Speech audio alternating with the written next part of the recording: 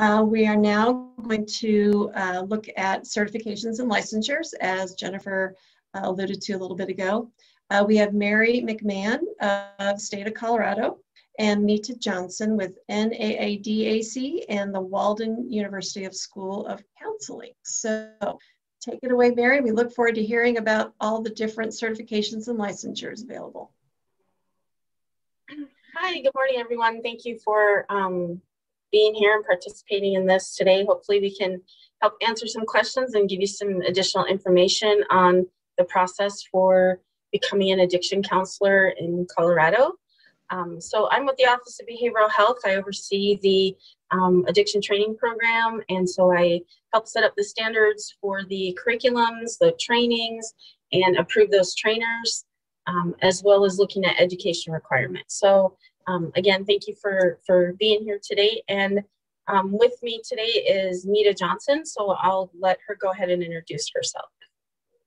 Hello, everyone. So I'm an LPC, an LMFT, and LAC, and I've been working in the field for about 30 years. I'm a full-time professor at Walden, but I also am very involved with Mary at OBH. I sit on a committee that approves all the addiction training curriculum and trainers, and I am the chair of the Marriage and Family Board here in the state of Colorado at DORA. And I do work with DORA on the addiction board. So I've been involved on multiple levels as far as regulation and certification. And last year, the Colorado Association of Addiction Professionals, we were the group that submitted legislation to update our credentials. And so I've been part of that process intimately over the last year with Mary, and I'm submitting a cleanup bill actually to fix a few things in our addiction certification. So that gives you a little bit of our background. So Mary and I were going to talk actually this morning about addictions and the addiction certification. So Mary, if you move forward a slide, I will, because I don't have, or share screen between the two of us. There you go. Okay. So, you know, all of us got into this profession to help people, and behavioral health is all about that. So people heal in relationship, and we are providers who want to help people heal. And so that's a lot of the work that we have been involved in. And then when we go to the next slide, we note for you, you know, that behavioral health starts, you know, with high school graduation, and we can be involved in multiple levels all the way through to a doctoral degree. And many of us are now duly credentialed, and so you're hearing about different credentials, it sounds like, but we are going to speak specifically to addiction. So on the next slide, we talk a little bit about the fact that we have several levels, and for addictions, we're looking at certified addiction technician and certified addiction specialist and licensed addiction counselor, and so a lot of changes were made. And so Mary and I are going to talk about those changes and just what to expect. And we're really going to frame this whole conversation, I would like to say that we're really talking about April 1st and later. We're not talking before April 1st just because we're only 4 weeks away. So we're going to talk about what the upcoming requirements will be for all three of those, just so that you're really clear about that. And then you can always be duly credentialed like I am. So you could have multiple credentials just based on the populations that you're serving. But we're always going to go back to scope of practice, and that just frames our entire conversation here. To read a book or to take one class does not make anyone qualified to be able to provide services. And that's especially true with addictions, because addictions really is a behavioral health disease that has a medical component to it, or a biological component to it, in the brain is very much changed in addiction. So we have the whole biological component as well as the mental health and substance use disorder component to it. So we really have been working hard to establish and be very clear, both at the board level, at statute, and just in practice and in our educational programs, about what scope of practice is and the fact that we need to remain within that lane. So Mary, I'm going to have you kick it off with the next slide there. Yeah, thank you, Mita. So as Mita mentioned, we're talking about April 1st and beyond. So in case any of you that are on right now are in process of a CAC 1, 2, or 3, you can just reach out to me directly if you have questions between now and April 1st. But we're really going to focus on this April 1st transition. So the structure will no longer be CAC 1, 2, or 3. It'll either be a technician a certified addiction technician, or certified addiction specialist, or an LAC. So there'll be 3 levels instead of the current 4. So the certified addiction technician will require a high school diploma or GED. The individual will need 1,000 hours of clinically supervised addiction work experience hours. Once an individual gets those 1,000 hours, they do need to register with DORA on their database so that any additional hours can count.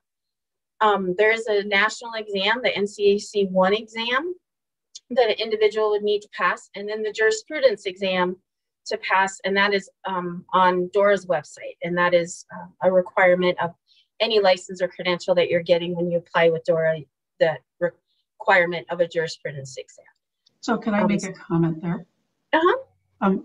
Something that we had changed, just so everybody's aware of that, it is clinical hours now. So previous to April 1st, it could have been indirect hours, but after April 1st, it has to be clinically direct hours. So you're working with the client. And so that's just really important that, that change, that we highlight that. And if you're curious about where to find information about the NCAC 1 exam, you would go to the Colorado Association of Addiction Professionals website, because that's where you sign up for the test. We actually are, we administer that test for the state of Colorado. Thanks, Mary. Yeah, no, thank you for that additional information, Mita. And so the NCAC 1 exam and the NCAC 2 and the MAC exam are all set up, as Mita just said, through the Colorado Association of Addiction Professionals website. So the required trainings for the certified addiction technician, addiction counseling skills, case conceptualization, principles of addiction, ethical practice, culturally informed treatment, Farm 1, trauma, motivational interviewing, and group counseling skills. So training courses for technicians or specialists are available throughout the state. We have different training centers that offer these courses. Some of these courses have educational equivalency. So if you take, for example, a group counseling skills class in a master's program, you can use educational equivalency and wouldn't need to retake a course through a training center. So all this, the training center information and the course information is located on OBH's website, and I'll get to that in a second. So those would be the requirements for the technician. So a comment that I would make when we're going backwards, just for, so several of the classes that you see there have slight title changes, but your best friend is going to be the CAC Handbook. Mary is actually the author of that handbook. She updates it every several months with new information, and you can find that at OBH's website, on DORA's website, on CAP's website. So it's very readily available. She will send it to you. But in all of this is all in writing for you in that handbook. So I really do want to also refer to that, because it also has the title changes in there, like case conceptualization and documentation used to be called clinical records management. So the other thing I would say about all of these, when we talk about them, we're talking trainings. They are either 2-day or 3-day trainings. We talk in terms of hours. We're not talking like collegially. When we're talking about a 3-credit semester hour class, that's actually 45 hours. These are typically 14 and 21-hour courses. So they're not these huge, long things. So just thought I'd throw that in there. Mm-hmm. Thank you. All right, so the next level is the certified addiction specialist. And for a specialist, a behavioral health bachelor's degree is required. So in psychology, social work, human services, the requirement for clinical supervision is 2,000 hours, which 1,000 of those can be from the CAT, to pass the NCAC 2 exam and to, again, pass that jurisprudence exam. So like I mentioned, to get into the database, to get registered in the database, you would register as a technician at that 1,000 hour mark. So that's a change. And like Mina mentioned, the same thing with the specialist trainings. They are 14 or 21 hours. Again, some of these have educational equivalency. So if you've taken, for example, a theories class in a master's program, you could send in for an educational equivalency review for that CBD course. But so co-occurring disorders, advanced treatment models, treating diverse populations, infectious diseases, clinical supervision 1 and 2, and then advanced professional and ethical practice, advanced motivational interviewing, and advanced pharmacology, and advanced case conceptualization. And as we mentioned, some of the name changes look different starting April 1st, but that will all be outlined in the CAC Handbook to refer to what classes, what the name changes are. So if an individual took a course, these courses have a 5-year limit on them. If you take them through a training center or through an OBH approved trainer. So for example, if you took an infectious disease in 2018, that's good through 2023, even after the April 1st changes. So again, so it's the 5-year limit, and those courses will carry over to the April changes. Yeah, so there were a couple questions that were really good. So one question was, where are the trainings? Again, if you look in the OBH stuff, there's trainings all over the state of Colorado, so there is no problem finding trainings, and we have it listed at CAP's website. Mary's got it on OBH.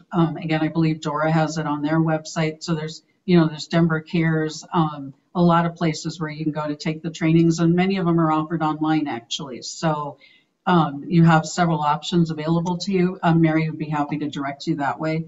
The other question that I saw is bachelor's degrees. This is something Mary and I need to stress, because we've really run into, she and I, quite a bit around, what is considered behavioral health. So behavioral health has to be a clinical degree, like psychology, social work, counseling.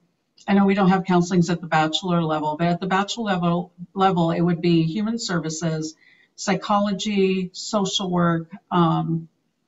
If there's an addictions counseling, if they have an addictions studies, that would count, those kinds of things. What we will not take is, and because of national standards, we can't take a sociology degree, we can't take a criminal justice degree.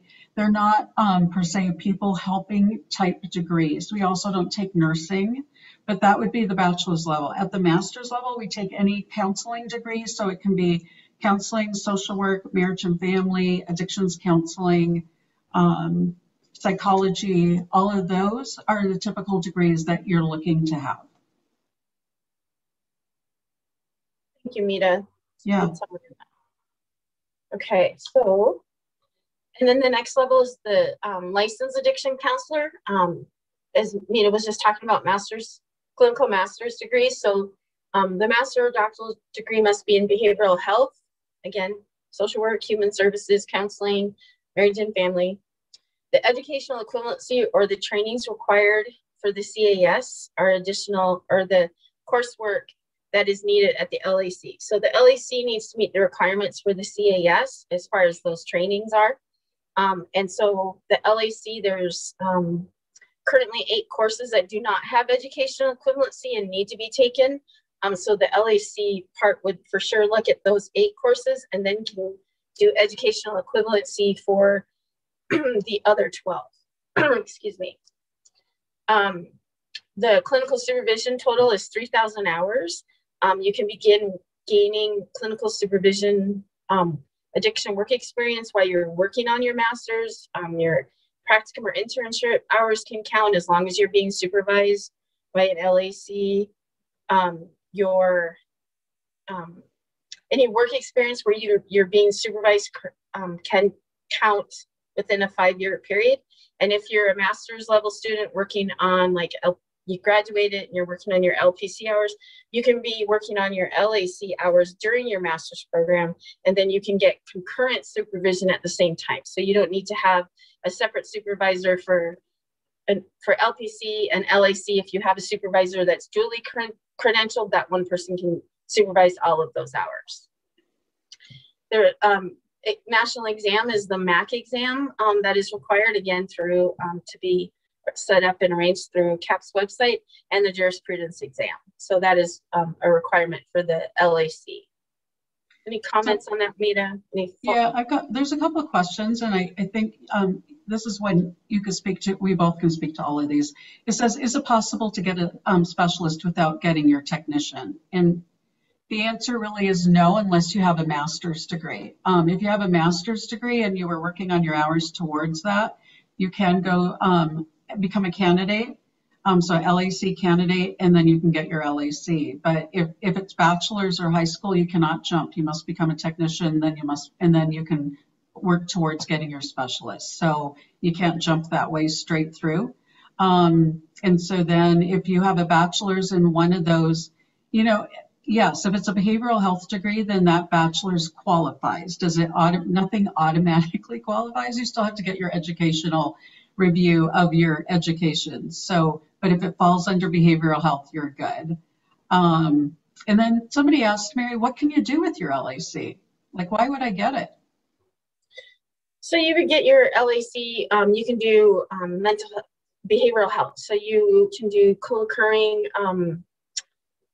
treat individuals with co-occurring disorders. You can do mental health, substance abuse evaluations. You can, your LAC really is a true behavioral health degree because you have your master's in counseling or psychology or human services, plus you have the additional requirements that you met for the LAC through additional training specific to addiction. So you really have like a lot of things that you can do within your scope of practice. How would you follow up that, Mita? Okay.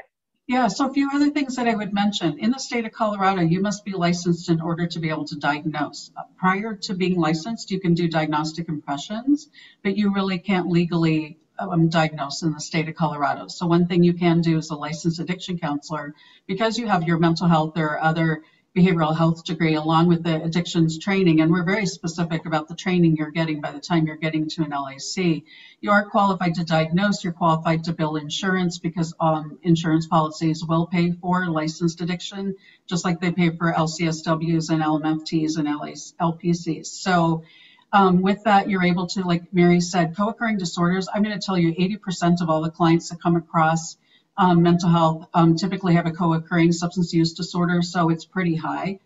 So you're going to actually be doing a lot of co-occurring work, and you desperately need that license. The other thing is you're a very valuable supervisor.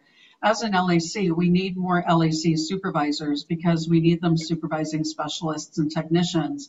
Specialists can only they can only supervise people working towards technician or specialist. So LAC can supervise everybody. That makes it important. I'm also going to say from a medical perspective, with your LAC, you actually have more credibility at an integrated behavioral health table with doctors and nurses and other providers. So you actually are a multidisciplinary care provider at that point. With a voice, because unfortunately medical profession, and many of our clients are having to go that way, the medical profession has more respect for licensure, and so they want to see more of that. So we are working to build that. So those are several of the different things that I would say. A technician cannot practice independently. A technician must work for an agency as a technician. A specialist can practice independently. And they can supervise. They can supervise at their level and down. They just can't supervise up. So there's benefits to all of them. But if you're working on your master's degree, we would say go for your LAC. As far as whether a supervisor is available, I know that was a question. It depends on the facility. So many facilities have the right credentials there to supervise you. You have to have someone who can appropriately supervise that credential, right? So it would be an LAC or a specialist, depending on what level you're working at. So for someone like me who's duly credentialed with my LPC, LMFT, LAC, I can sign off on all three of those. So, but you're looking for that. You're looking for somebody either who can sign off on your addictions because they have the LAC, or you are looking for somebody who's duly credentialed. I'm going to tell you, really make sure you know the scope of practice of your supervisor, because that really matters as far as the quality of the work that you're going to develop, because addictions is a little bit more complicated. It's complicated work. It's very rewarding, but it can be quite complicated. So just would throw that out there. And then technician, they cannot practice independently. One of the things that Mary was very helpful to us in her work at OBH is that we were able to expand the actual scope of practice for CAC 1 as they became technicians. And so technicians, with the classes, the trainings that we showed you, that 14 and 21 hour trainings, you are actually able to run groups, you know, psychoeducation groups and any group that has a curriculum associated with it that is approved and allowed by OBH, which you were not able to do before under the old system. And you're able to actually work with clients and help them, you know, creating treatment plans, doing screening and assessment, doing discharge planning, all of those kinds of things. So you're a much more valuable hire to an agency than we were when we had the CAC 1 set up the way it was. So there's some real benefits to the changes that we made that really added to the scope. And then somebody asked Mary about coming from Arizona here. And if you're okay, I'll just answer that real quick. Sure. The answer to, if you're out of state coming into Colorado, make sure you have all your syllabi, have all your documentation, have all your transcripts, have all your trainings and everything, because you will be going to Dora's website and you're going to be doing what's called an endorsement application. An endorsement application, essentially what that does is it takes what you are asking for your credential in another state to be approved in the state of Colorado. And so you will fill out an endorsement application, and part of that process is that you will take all of your syllabi and transcripts and you will submit them to CCE, the Center for Credentialing Excellence. The CCE has an outline that they must follow to determine if your education equals what Colorado is requiring.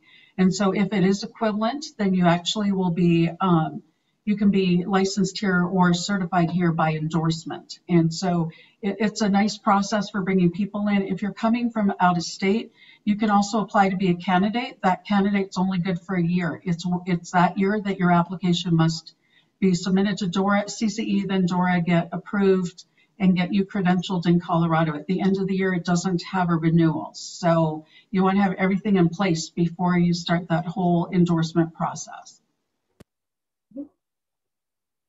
Yes, thank you. Yeah. So just here at the end, we do have the link for the Addiction Counselor Handbook. On this link, you will also find additional information like for the training centers around the state, the competencies, and some additional information on the changes that will be happening beginning April 1st. So certainly use that link. My email link is listed here, but is also on the OBH website, as well as Mita's contact information. Her email is on here as well. So we did the fast flyby through the addiction we really stuff. Did. So that was pretty fast. So what questions do people have for us? I'm going to stop sharing, or I'll just keep it up there in case people want to write that down. We stunned them silent, Mary. Okay. Mita, there's a couple questions in here. Someone is asking, is there a website that has the qualifications to practice in each state all in one place? No. Okay. Every state has their own unique flavor of Baskin-Robbins ice cream, right? That's kind of how I describe it. So they want to put their spin on it, and because states change, like, you know, we're doing this change and yet again another change this year. To find all of that in one place, I wish it was. That would actually be brilliant, wouldn't it? But somebody'd have to maintain it and update it, and so really my suggestion is you figure out in any state that you're interested in, you need to find the regulatory body for the credentials you're looking for. Dora's equivalent, and every state calls it something a little bit different. I think it's DOPL in Utah, but you need to look up what their regulatory board has and then just kind of look at it carefully. Okay. Another question that's kind of related to that is, if every state has variable requirements, right, what would you say would be the most universally acceptable or applicable education to be a counselor? To be a counselor? Yeah, a counseling degree. I mean, whichever flavor of counseling degree you want, but because some states will not allow you to practice certified. You know, we don't for LPCs here. You have to be a licensed professional counselor or candidate to practice. That's true of MFT as well. As with, you know, addictions is a little bit different because we have so many people who come in through various channels into our profession. And so, you know, that's a little bit different. But when I look at counseling degrees, you know, that's where, you know, in your specialty area, whatever it is that you want to do for counseling. Okay, great. So I think we've got time for maybe one last question here. This is kind of an interesting question. Is it hard to help people through addictions counseling without having the experience of coming out of addiction themselves? So here's Mary, you want to answer that? I already have.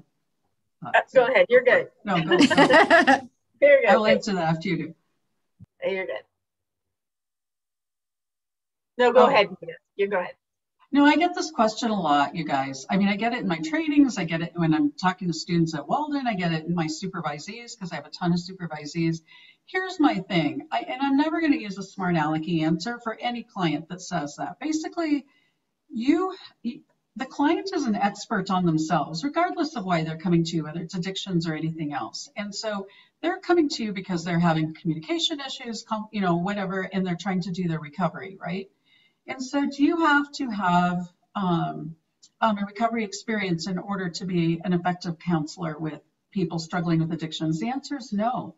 You need to know what the evidence-based practices are. It's, you know, cognitive behavioral therapy, acceptance and commitment therapy. We're going to use EMDR. We're going to use a wide variety of tools and modalities of treatment in order to help our client.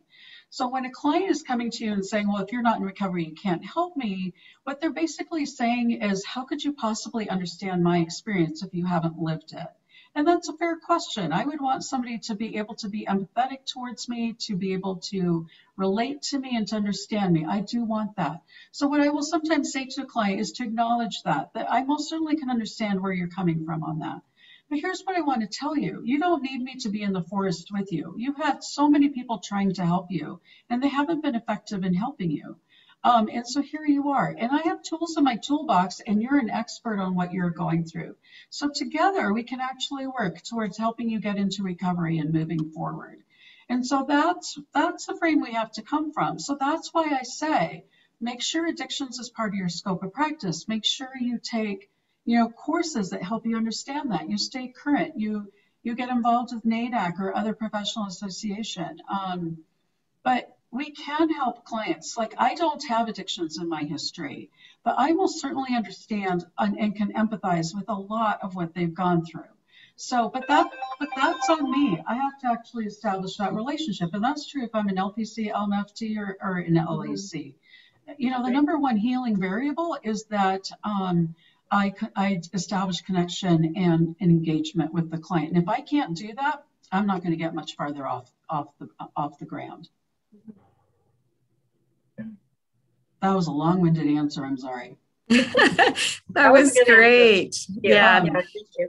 Thank you both. That's awesome. And we're going to be needing to transition to the next session, but anything that we did not get answered, we'll be able to get answers from both Mita and Mary about that and make those available to everybody who attended today. So thank you to both of you. Thanks. Thank you so much. Yes, thank you very much.